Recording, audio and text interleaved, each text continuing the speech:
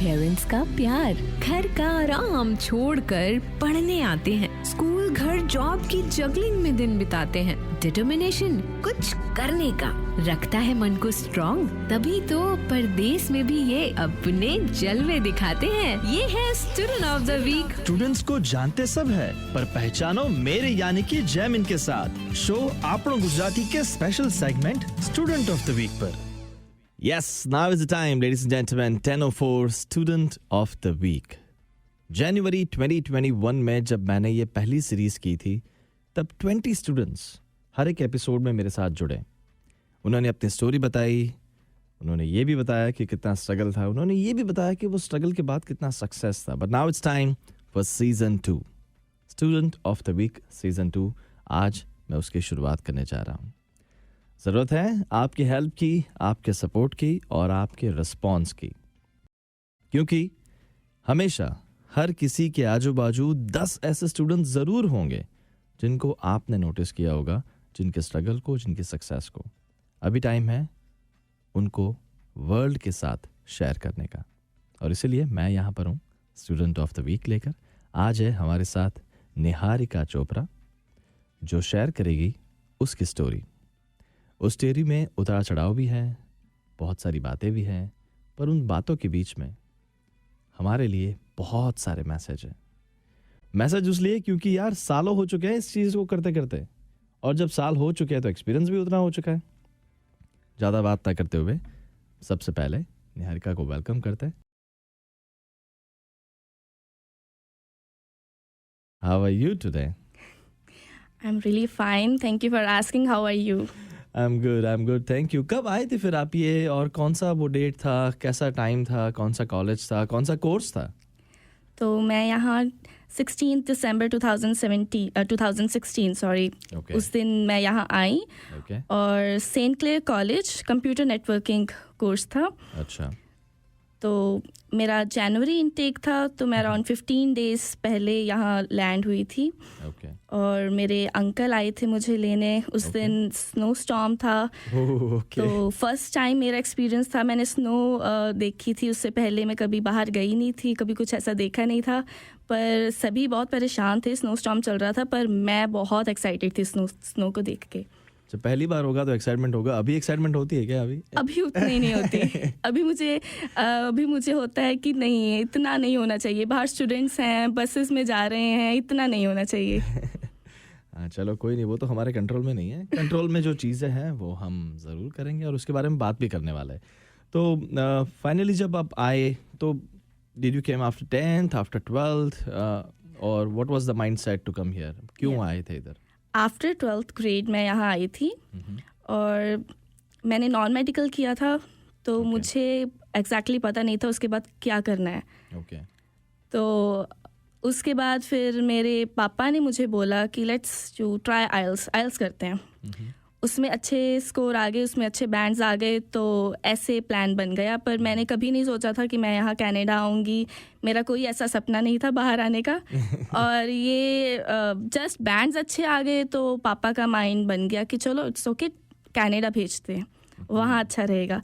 मुझे कभी भी बाहर नहीं भेजा, मैं कभी भी अपने शहर से बाहर नहीं गई। इवन कि ट्यूशन्स पे भी या स्कूल भी मुझे पापा ही ड्रॉप करके आते थे। और ये पहली बार था कि जब पापा ने ऐसा डिसीजन लिया और मुझे सीधा ही बाहर कनाडा भेज दिया। तो how tough it was for dad and mom and for yourself to come here? मेरे पेरेंट्स के लिए तो बहुत टफ था, क्योंकि मैं एक दिन भी बाहर नहीं रही, कभी भी अपनी फैमिली से दूर कभी नहीं रही। तो पेरेंट्स के लिए तो बहुत टफ था। मतलब मेरा ब्रदर अभी भी कहता है कि दीदी जब तुम चले गई तो घर पीछे से खाली हो गया था, कोई नहीं था पीछे। तो मेरे लिए टफ भी था, और मुझे मेरे लिए नई स्टेज थी। तो पहले तो मैं बहुत एक्साइटेड थी यहाँ आके, मुझे थोड़ा फ्रीडम एक्सपीरियंस करने को मिला। तो ठीक था, वो जर्नी बहुत अच्छी भी थी और नहीं भी अच्छी थी मैं कहूँगी। और यहाँ आके बहुत सारी चीज़ें एक्सपीरियंस की, फैमिली के बगैर खुद अपने डिसीजंस लिए, और अच्छी थी जर्नी। ओके, अभी तो जर्नी शुरुआत हुई है, अभी कौन सी जी। पूरी हुई है? ओके, पर फिर आपका कोर्स सिलेक्शन हुआ होगा, एजेंट के पास गए होंगे, उन्होंने कुछ सजेस्ट किया होगा. What was that time? क्योंकि आइल्स तो हो गया, फिर उसके बाद क्या हुआ? उसके बाद उन्होंने मेरे सामने कोर्सेज रखे कि ये आपके सामने कोर्सेज हैं और इसमें से आप कोई चूज़ कर सकते हो. तो उन्होंने मेरे साथ 2 कोर्सेज डिस्कस किए थे. एक था चाइल्डहुड, ओके. अर्ली चाइल्डहुड, ये कोर्स का नाम था, और सेकंड कोर्स था कंप्यूटर नेटवर्किंग. ओके. तो मैंने नॉन मेडिकल किया था, उसमें साइंस और मैथ्स होता है. तो अर्ली चाइल्डहुड मुझे था कि नहीं, ये तो मेरे सब्जेक्ट के रिलेटेड है ही नहीं. मुझे, मेरा इंटरेस्ट मैथ्स में था, मैं अच्छी थी मैथ्स में. ओके. तो कंप्यूटर नेटवर्किंग में एक सब्जेक्ट मैथ्स था. तो मुझे था कि अगर मैं कंप्यूटर नेटवर्किंग लूँगी तो शायद मैं कर लूँगी. ओके. थोड़ा सा इंटरेस्ट है, तो कंप्यूटर्स में नहीं था, बट एक सिर्फ मैथ्स था उसमें, तो वो मैथ्स देख के मैंने वो हाँ कर दिया. सो उन्होंने भले ही 2 कोर्स सजेस्ट किए, early childhood and this computer science, but you did not had anything in mind, and why he suggested the courses to you? क्योंकि उनके पास वही कोर्सेज होते हैं सजेस्ट करने के लिए, आई गेस. कॉलेज के अकॉर्डिंग उन्होंने यही 2 कोर्सेज आगे रखे. एजेंट्स आपको नहीं पूछेंगे कि आपको आगे क्या करना है. वो स्टूडेंट्स का काम है. वो स्टूडेंट्स को खुद पता होना चाहिए कि अगर हम कनाडा आ रहे हैं तो आगे अगर हम ये कोर्स करेंगे तो उसके बाद हमें क्या करना है. ये एजेंट्स नहीं आपको बताएंगे कि इसके बाद आपको ये सर्टिफिकेशंस लेनी है, इसके बाद आपका ये स्कोप है.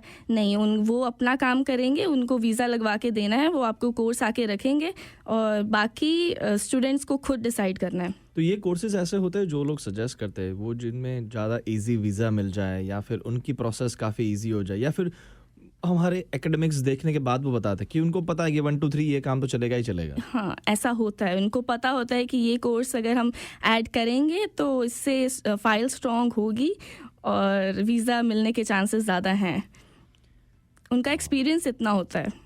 करेक्ट. और हमारा कम होता है. यस, हम नए होते हैं तो हमें उनके अकॉर्डिंग चलना ही पड़ता है जैसा वो बोलें, क्योंकि खुद इतना रिस्क नहीं लेंगे हम, क्योंकि पैसा भी लग रहा है और पेरेंट्स को होता है कि रिफ्यूज़ नहीं आना चाहिए, रिफ्यूज़ नहीं होना चाहिए. सो ये सब जगह सेम स्टोरी है, मतलब सारे एजेंट ऐसे ही करते हैं ऑलमोस्ट 90%, कि फिर कोई ऐसे भी बोलता है कि बेटा ये मत करो, तुम्हारा वीज़ा भले ही रिजेक्ट हो जाए, पर ये वाला कोर्स ट्राई करते हैं. मुझे सभी एजेंट्स का तो नहीं पता. मैं 2 एजेंट्स के पास गई थी. एक एजेंट जिन्होंने मेरी फ़ाइल लगाई वो मेरे पापा के फ्रेंड ही थे. उन्होंने सजेस्ट किया था कि मैं कॉलेज बोल रही थी कि पापा मुझे ये कॉलेज ही जाना है, यही कॉलेज जाना है.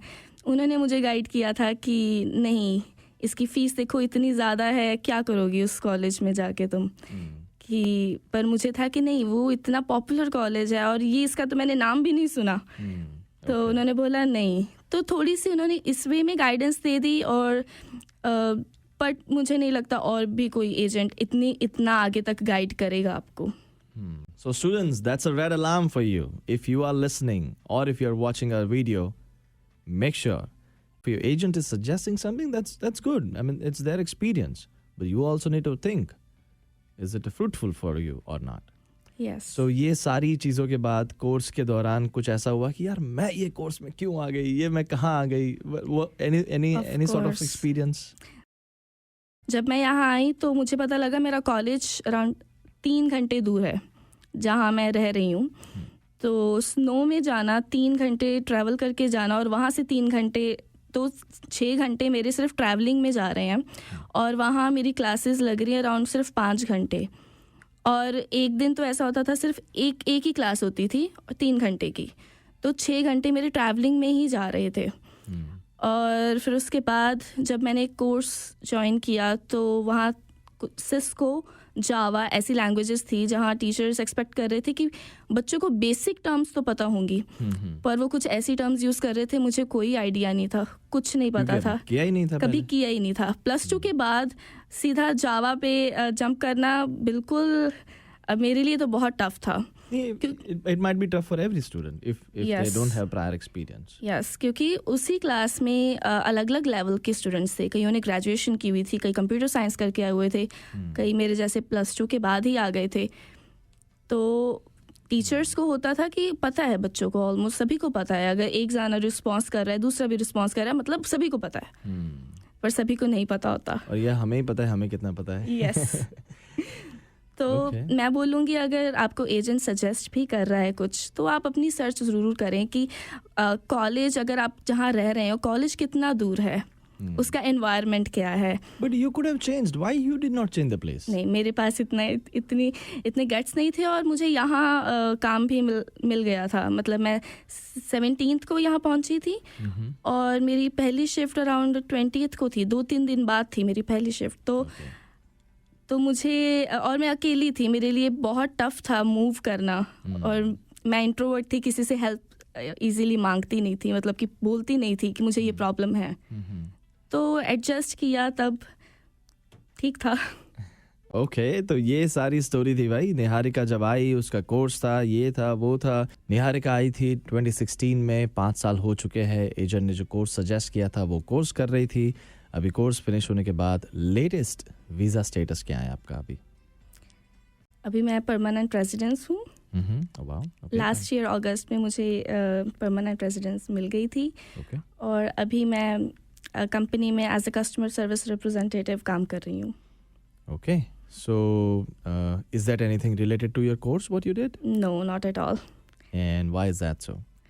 कोर्स के रिलेटेड तो जॉब मैं खुद ही कॉन्फिडेंट नहीं थी, क्योंकि मुझे कुछ पता ही नहीं था कि मैंने कोर्स में क्या किया, बिकॉज मैं काम में ही इतना बिजी थी, और मेरा कोई भी कोर्स के रिलेटेड मैं बिल्कुल भी फोकस नहीं थी अपना। मैंने कोई भी एक भी सेमेस्टर अच्छे से नहीं कंप्लीट किया। But you still cleared everything? I cleared everything, but मेरा खुद का इंटरेस्ट ही नहीं था उस कोर्स में, तो मैं खुद ही कॉन्फिडेंट नहीं हूँ कि मैं उस रिलेटेड जॉब आगे कर पाऊँगी या नहीं कर पाऊँगी, because I will not feel satisfied. Correct, but you are satisfied now what you are doing? I'm not fully satisfied. I know मुझे ये करना है अभी, और मैं आगे करूँगी, बट I'm not, अभी होता है ना कि एक जगह हम यहाँ सेटिस्फाइड नहीं रह सकते, हमें कुछ ना कुछ ट्राई करना है, नया करना है। तो अभी भी मैं उस स्टेज पे हूँ जहाँ मुझे पता करना है कि मुझे आगे क्या करना है अभी। I'm still stuck, I will say. That's a very right attitude, and I love the way you are approaching your life and the struggle. It's really fantastic.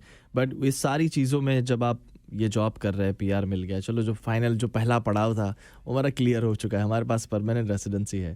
पर do you think so that choosing a course was one of the reasons कि जो आज जो satisfied situation नहीं है, वो one of the reasons वो है? मैं कह सकती हूँ कि अगर मैं वो कोर्स लेके आती जिसमें मेरा इंटरेस्ट है, तो मैं सोच सकती थी कि मुझे आगे ये करना है और ये स्कोप है उसका, तो मैं अच्छे से उसको कंप्लीट करती और एक जॉब करती जहाँ मैं सेटिस्फाइड होती। पर क्योंकि मेरा खुद का इंटरेस्ट नहीं था कंप्यूटर नेटवर्किंग में, तो मुझे उसके आगे क्या स्कोप है मुझे खुद को पता भी नहीं है, और कोई मुझे सजेस्ट करता भी है कि आप IT करो, तो मेरा खुद का ही मन नहीं करता क्योंकि मेरा इंटरेस्ट ही नहीं है उसमें जाने का। तो मुझे नहीं लगता कि स्टूडेंट्स को जस्ट वीज़ा मिल जाएगा उस चक्कर में आ जाना चाहिए, क्योंकि मैं लकी थी मैं कहूँगी, क्योंकि मेरे साथ कुछ ऐसे थे दोस्त जिन्होंने मुझे गाइड किया, जिन्होंने मुझे एक दिन पहले भी पढ़ाया और मैं पास कर गई course. Wow, so you are smart then. Yes, और मैं कई स्टूडेंट्स को ऐसा देखती भी हूँ कि उनका बैकग्राउंड उनका आर्ट्स में होता है, यहाँ कॉमर्स बिजनेस मैनेजमेंट लेके आ जाते हैं, उनको कुछ नहीं पता होता, फिर सप्ली आ जाती है, फिर कितना उनको मेंटली वो डिस्टर्ब हो जाते हैं और उनको साथ में काम भी करना होता है। तो अगर क्या फ़ायदा उस चीज़ का जिस पे आपकी इतनी एनर्जी वेस्ट हो रही है और उसका एंड रिजल्ट भी कोई नहीं है। That's right. पर इन सारी चीज़ों के बीच में आप 3 घंटा ट्रैवल करती थी, बहुत सारे स्ट्रगल आए होंगे, बहुत सारे ऐसे उतार चढ़ाव आए होंगे जो आपने फेस किए होंगे। Any such struggle story what you have faced in your student life? मैं काम के रिलेटेड ही शेयर करूँगी कि 2 दिन मेरा ऐसा काम होता था कि मुझे सुबह कॉलेज जाना होता था। 3 घंटे ट्रैवल करके मैं पहले कॉलेज आती थी, वहाँ से मेरा 8 बजे कॉलेज पे वहाँ से फ्री होके मैं 3 घंटे लगा के फिर काम पे जाती थी, और सुबह फिर जाना होता था मुझे कॉलेज, और फिर शाम को फिर काम जाना होता था, और फिर मैं 2 दिन बाद घर पहुँचती थी, और बीच में बिल्कुल भी सोती नहीं थी, कुछ खाने को नहीं होता था, और बैग में मेरे 2 दिन के कपड़े पैक होते थे। मेरा कॉलेज का वॉशरूम जो होता था वो वहीं मैं ब्रश वगैरह करती थी सब कुछ। और 2 दिन मेरे वैसे वो बहुत टफ होते थे क्योंकि इवन टीचर्स को पता होता था कि ये लड़की सोई नहीं है। एक बार टीचर ने स्क्रीन पे लिख दिया था कि she is a sleepy girl, उसको कोई उठाओ। क्योंकि इतने घंटे सोना नहीं और क्लास में अटेंटिव रहना बहुत मुश्किल है। बिना कुछ खाए पिए टाइम ही नहीं होता था। पैसे होते थे पर टाइम नहीं होता था। ये मॉम डैड को पता था ऐसा होता था? मम्मा पापा को बाद में बताया पर उस टाइम तो नहीं। मम्मा पूछते थे फ़ोन पे खा लिया खाना। उनको नहीं हम बता सकते कि हम कैसे माहौल में हैं। मेरे फादर आए थे, मुझे विज़िट उन्होंने किया था यहाँ। वो देख के डर गए थे और उन्होंने मुझे बोला था कि नहीं चलो वापस, यहाँ नहीं रहना, चलो वापस। बट मैंने फिर मना कर दिया था कि नहीं, अभी मैं यहाँ आई हूँ तो कुछ करके ही जाऊँगी, ऐसे नहीं जाना। स्टूडेंट की लाइफ में ना उतार चढ़ाव बहुत आते हैं, पर जीतता वही है जो उन सारे पड़ाव से आगे निकलता है। और निहारिका भी कुछ ऐसी स्टोरी है। मुझे पता है कि स्नो भी फेस किया, 3 घंटे का ट्रैवल भी फेस किया, जो नहीं चाहिए था वो कोर्स भी फेस किया, और उसके बाद भी PR लिया। और आज वो ऐसे मुकाम पे है जहाँ पर वो अपने आप पे फ़ख्र ज़रूर कर सकती है। ऐसे कोई लोग जिनका आप आज नाम लेना चाहते हो, जिन्होंने आपको आज इस मोड़ पे लाने के लिए हेल्प किया हो? सबसे पहले तो मैं सुखजीत सर का बहुत थैंक यू करूँगी क्योंकि 5 साल में मुझे वो ही एक ऐसे टीचर मिले हैं, गुरु मिले हैं जिन्होंने मुझे हर टाइम गाइड किया। मुझे ये जो जॉब मिली है, मैं पिज़्ज़ा स्टोर पे काम करती थी, वो जब छोड़ी थी तो मुझे सुखजीत सर ने ही बहुत गाइड किया, मेरा रेज्यूमे रेडी करवाया। यहाँ आते हैं जब स्टूडेंट्स, उनको पता ही नहीं होता रेज्यूमे कैसे प्रिपेयर करना है, लिंक्डइन पे कैसे प्रोफाइल बनानी है, लिंक्डइन होता क्या है, इंस्टाग्राम फेसबुक सभी को पता है पर लिंक्डइन नहीं पता किसी को भी। तो उन्होंने मुझे बताया कैसे आप क्रिएट करो, कैसे इंटरव्यू पे ध्यान देना है। उन्होंने मेरी प्रैक्टिस करवाई। तो थैंक यू सो मच, आपने मुझे इतना टाइम दिया अपना। और मैं थैंक यू करूँगी मेरे दोस्त जो कॉलेज में थे, जिन्होंने मुझे 1 दिन पहले पढ़ाया। मुझे कोर्स का नाम भी नहीं पता होता था जिसका मैं एग्ज़ाम दे रही होती थी, और वो मेरे पे इतनी एनर्जी डालते थे कि नहीं तुम्हें पास करना है, तुम्हें पास करना है। खाना लेके आते थे वो अपने घर से, जस्ट कि उन्हें पता होता था कि ये भूखी है और ये खा लेगी। तो मैं शेयर भी नहीं करती थी, सारा ही खा जाती थी, मुझे इतनी भूख लगी होती थी। So thank you so much. और मेरे पेरेंट्स को और मैं भगवान जी को थैंक यू करूँगी, उन्होंने मुझे इतनी एनर्जी दी, इतना पेशेंस दिया कि मैं इतनी सिचुएशन से निकल गई हूँ और खुश हूँ आज जहाँ भी हूँ, जैसी भी हूँ। क्या बात है। दोस्त बहुत होता है इस लाइफ में, क्योंकि यहाँ पर आने के बाद दोस्ती एक ऐसा पहला सहारा होता है जहाँ पर आप जा सकते हैं। जी। Okay, so this was the story, ladies and gentlemen, Niharika. And देखा कि 5 साल में उतार चढ़ाव बहुत थे, पर आज लड़की PR है और लड़के के पास आगे जो भी करना हो उसकी सारी गाइडेंस भी है, मैच्योरिटी भी है और पेरेंट्स को प्राउड भी है। So Niharika, once again, thank you so much for joining us here and it was a pleasure talking to you. Thank you so much. Parents का लाड, घर का आराम छोड़कर पढ़ने आते हैं, स्कूल घर जॉब की जगलिंग में दिन बिताते हैं। डिटर्मिनेशन, कुछ करने का, रखता है मन को स्ट्रॉन्ग, तभी तो परदेश में भी ये अपने जलवे दिखाते हैं। स्टूडेंट्स को जानते सब है, पर पहचानो मेरे यानी कि जैमिन के साथ। शो આપણો ગુજરાતી के special segment student of the week पर।